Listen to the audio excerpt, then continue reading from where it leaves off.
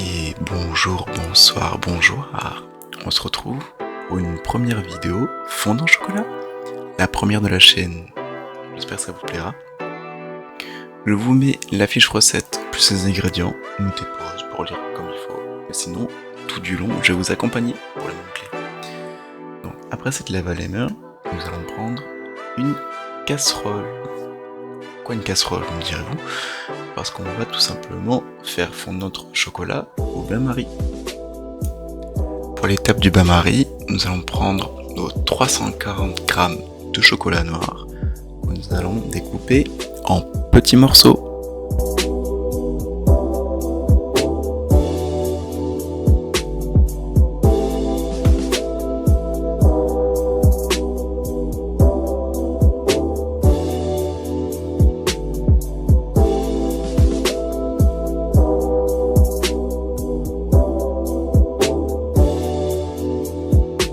Une fois notre chocolat découpé, nous allons prendre notre plaquette de beurre. Le paquet de beurre là fait 500 g, donc je m'apprête à prendre le couteau, je vise le milieu à peu près, nous prenons 200 g de beurre, que l'on coupe en petits morceaux également, comme le chocolat, pour faciliter la fonte lors du bain-marie.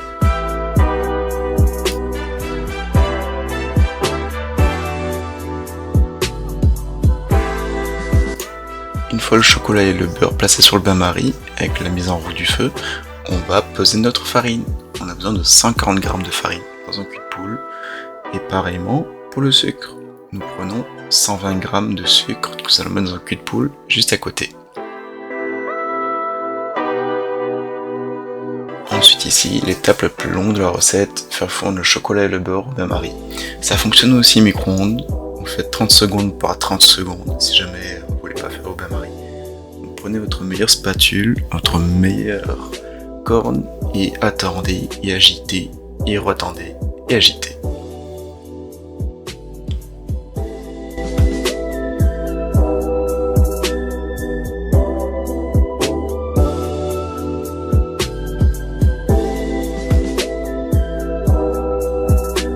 Et voilà, notre beurre et notre chocolat sont bien fondus. On a une solution homogène, brillante, parfait. La prochaine étape, c'est incorporer les 140 g de farine au chocolat. Donc nous allons prendre notre maryse ou notre corne. Ici j'ai pris une corne, mais prenez la maryse, ce sera plus facile. Il suffit de mélanger délicatement jusqu'à obtenir une pâte homogène qui reste sur la corne ou sur la maryse.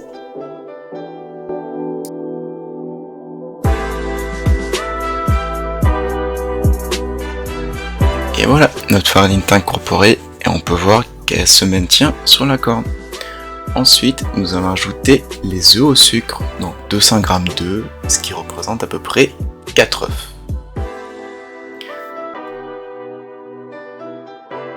Ensuite, on prend notre meilleur fouet et on blanchit les œufs et le sucre. Une fois blanchi, on ajoute les œufs à la préparation en plusieurs fois pour éviter que ça déborde, que ça dégouline. C'est plus pratique, donc on fait ça au fouet tranquillement et toujours pareil. On mélange jusqu'à obtenir une pâte où l'œuf est totalement incorporé avant d'y ajouter une nouvelle plâtrée.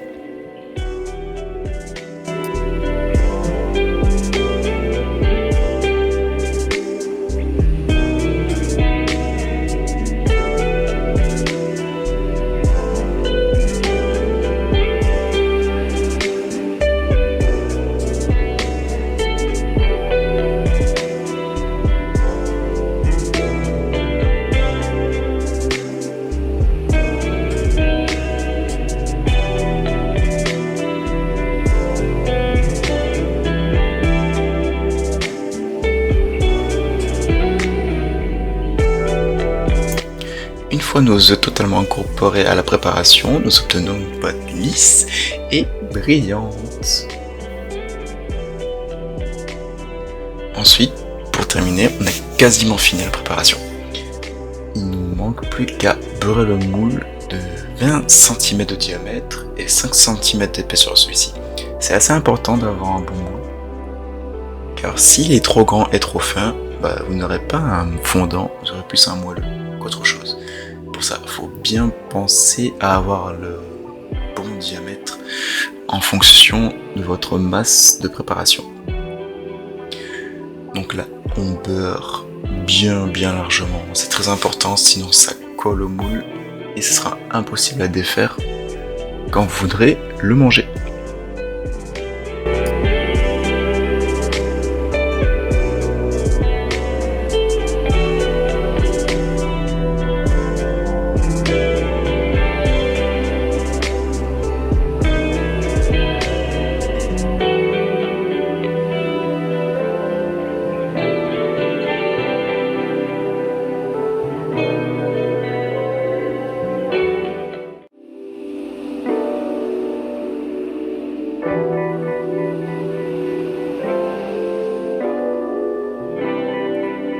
Une fois la préparation totalement déversée, on essaye d'aplanir au maximum.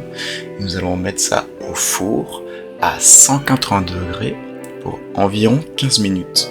Ça dépend de votre four, de votre cuisson et comment vous voulez votre gâteau final. Si vous voulez plus un moelleux, vous faites cuire plus longtemps. Et si vous voulez un fondant, essayez de voir pour que votre extérieur du gâteau soit bien cuit. Bien cuit, qu'il y ait des petites craquelures. À partir du moment où vous voyez que votre gâteau a monté avec des petites craquelures, ça veut dire que l'extérieur est cuit et le milieu est toujours aussi fondant. J'espère que la vidéo vous aura plu, que vous avez laissé la recette. Je vous mets tout ce qu'il faut en description. Et sur ce, je vous dis bonne journée, bonne nuit, cœur sur vous.